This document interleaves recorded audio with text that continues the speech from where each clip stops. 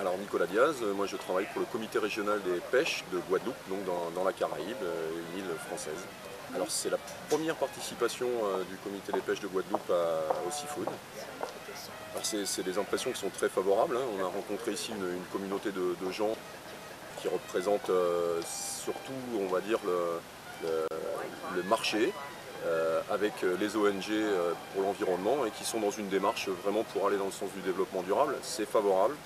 Il faut qu'on discute davantage avec les pêcheurs dans ce sens.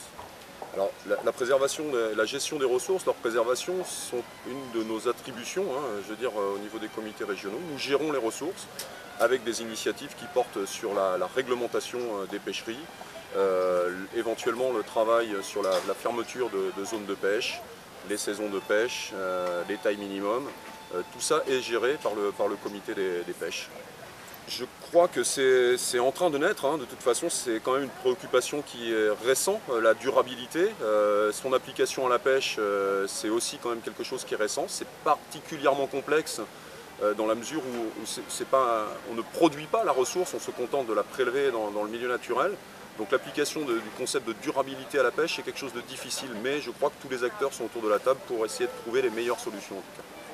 Alors une image de la profession de pêche, chez nous, la pêche artisanale est encore à parfaire, hein. On a affaire à plutôt une image, on dira négative, de gens un peu inorganisés, de gens qui seraient un petit peu du passé, arc-boutés sur des traditions, ce qui est aujourd'hui un préjugé totalement erroné, mais il faut qu'on arrive à travailler là-dessus.